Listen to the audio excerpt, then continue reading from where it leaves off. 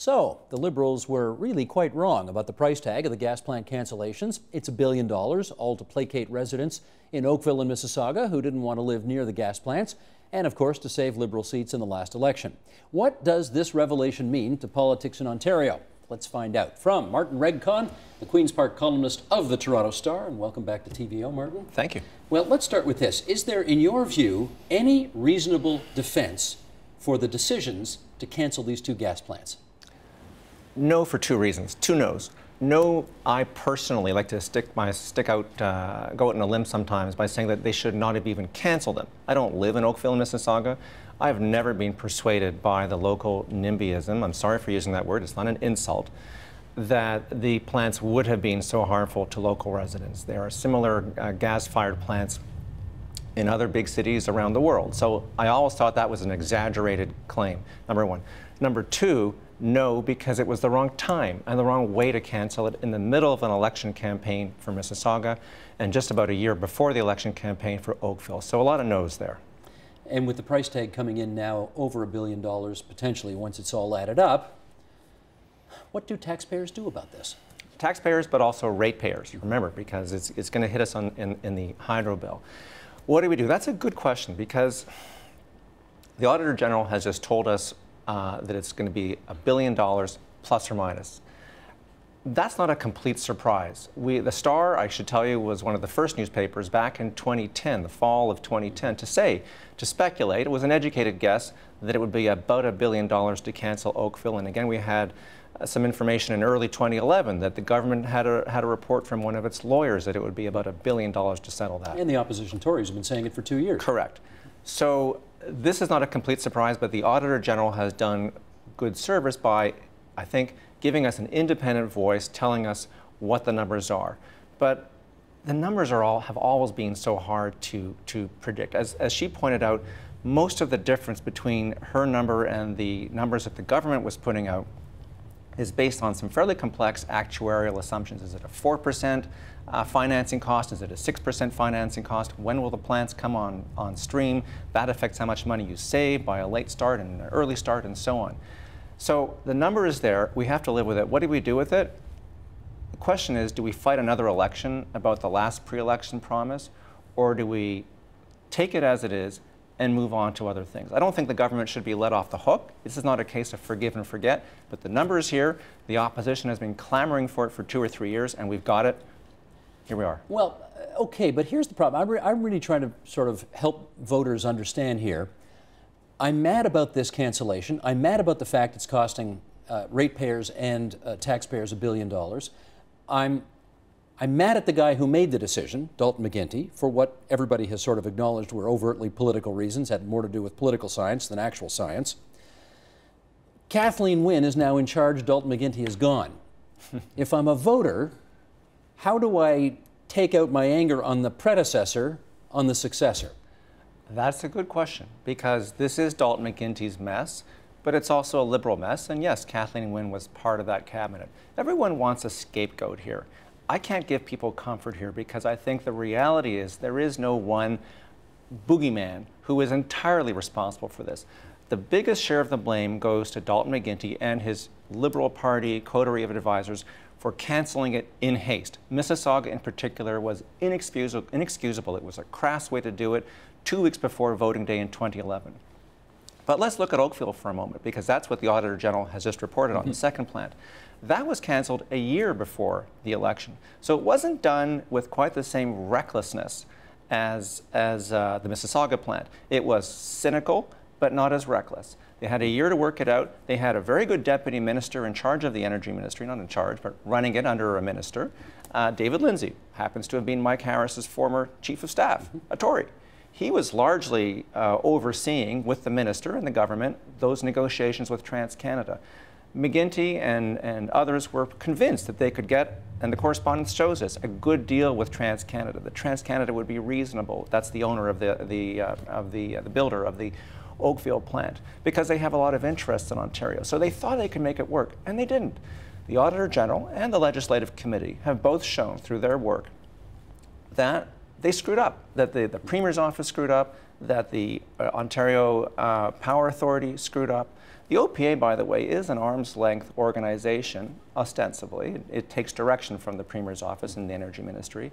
But they also screwed up. They had no idea what the costs were going in and coming out of this. Well, I gather the idea was in allowing the Ontario Power Authority to make the decision about where those plants should be sited. The idea was, let's take politics out of it. We'll make the decision strictly on the merits. But you can't take politics out of any of this, can you? Well, I'm glad you raised that, because a lot of people blame the politicians for citing it there in the first place. But the truth is, it was the independent experts, largely at the Ministry of Energy, initially, I think I'm going to mix up Oakville and Mississauga, but one of them, I think Mississauga was cited before the OPA came on, on stream. Right. And Oakville was done through the OPA. So yeah, the politicians were not involved. The experts, not the politicians, not the partisan people, cited it there. And because they privatized this, they allowed private companies to say, I'm going to put it here, or I'm going to put it there, without doing their due diligence. That's a legal term. Let's call it something else. Without meeting people face to face and saying, can you live with a plant here? Okay, there's some NIMBYism here, but is this the right place to put the plant? And they chose two places that were not exactly ideal. They could have put it at Lakeview, the site of the old coal generating plant, and they didn't, for all kinds of political reasons as well. So we can demonize Dalton McGuinty in this if we want, and he bears a lot of the blame, but he's not the only one. There were others who pressured the government to not put it in Lakeview and put it somewhere else, and then to cancel the plant. We know that all three parties asked, or both opposition parties wanted to cancel the plant, and they're now screaming bloody murder about the costs. Let me follow up on that, because here's what I need to understand. All three parties, Liberals, Conservatives, New Democrats, were promising in that 20 election campaign, if you elect us, we will cancel this plant. The Liberals won. They actually promised to cancel the plant before Election Day in 2011. What I want to know is this. If the Conservatives had won that election, and if Tim Hudak were Premier, and if after the election he made good on his promise made during that campaign to cancel that plant, would we still be where we are with $1 billion of expenditures, but a different guy at the helm? I think viewers and voters can draw their own conclusions. I think by even the way you frame that question in a very neutral way, you've answered it. The truth is we can't predict how any political party or group of politicians and administrators would have done it any differently. The Auditor General, to her credit, has cataloged, as has the Legislative Committee, something I always called for a Legislative Committee. Don't think we need a judicial inquiry to get to the root of this. The committee and the auditor have done a good job of showing the paper trail here. And it was a screw-up, and it was a Greek tragedy in the sense of human error, compounding all kinds of other pressures here. Could they have done it differently?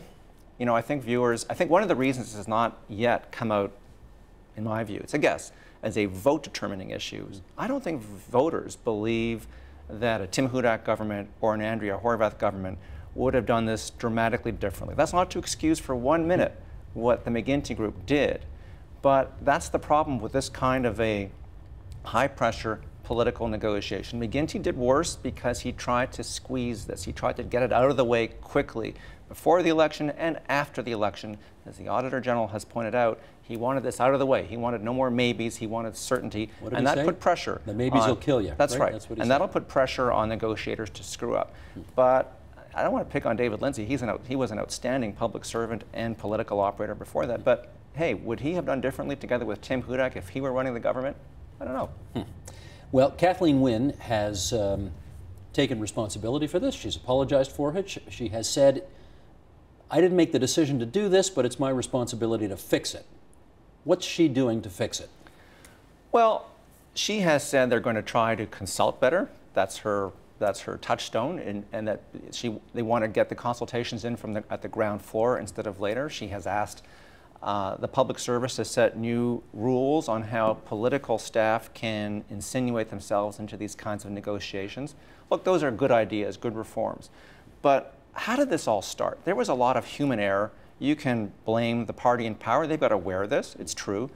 But one of the reasons this exploded in terms of costs and went into the billions of dollars in huge legal fees and paying off the private operator in Mississauga who had who borrowed money at 13% from a private equity group in the US. How did this happen? Because we privatized exclusively these new gas-fired power plants to take over from the coal plants that we were getting rid of. By privatizing it, by cutting out the old Big Bad Ontario Hydro, now OPG, Ontario Power Generation, the government exposed itself to a lot of risk. That there was a belief back then, shared by both the Liberals and the Tories, not the New Democrats, that the private sector could do this more efficiently. Well, in Mississauga, the private sector screwed up in a lot of ways. And in Oakville, the private sector didn't finesse it that well in terms of dealing with the local population, and didn't want to cite, for example, in other locations that might have been better, whether it was in Kitchener-Waterloo or Etobicoke, and ended up at that Ford plant for a variety of reasons. So by dealing in the private sector exclusively, the government of McGuinty and the government today have left themselves vulnerable to the private sector, choosing sometimes the wrong sites, and then screaming bloody murder when the government has a change of heart because the politicians wake up to the problems. I hear you, but then the private sector would come back and say, okay, let's do it your way. We'll have the public sector handle all of these things, and you get a Darlington nuclear reactor, which was supposed to cost $1.5 billion, ended up costing $16 billion. You like that any better? That was a mess, which you, I think, know a lot better than I do, because I wasn't in the country at the time. But as I understand it, the government kept second guessing and redoing the plans. Yep. And so that's what happens when you redo. But that's my point. Governments always screw up in terms of their plans and their political will. When they do that, they don't get sued by Ontario Hydro or OPG when they screw up. If you believe that a new government, a new party in power won't screw up, then you should vote for them. If you believe, as I do, that they all tend to screw up one way or another, in good faith or sometimes in bad faith, then you leave yourselves that much more liable to having to compensate these companies for their lost profits, for their legal bills, for their 14% financing costs. It's crazy. Tell me in our last 30 seconds here, why are we not having an election about this fall? Well, there are some, that's more than 30 seconds, but in Ontario, the government decides when there's going to be a confidence motion. In Ottawa, and I believe most other provinces, the opposition in a minority government that we have now can gang up and call a confidence vote. In Ontario, just by the rules, the government has to decide, has to agree to that confidence motion, except when there's a budget or a speech from the throne. So we won't see that until next spring. And even then, I'm not sure that the NDP is willing to pull the plug on this government for pulling the plug on these hydro plants. As we always say, we shall see. Martin Regg Cohn, Toronto Star, thanks as always for coming into TVO tonight. Pleasure. Support Ontario's public television. Donate at tvo.org.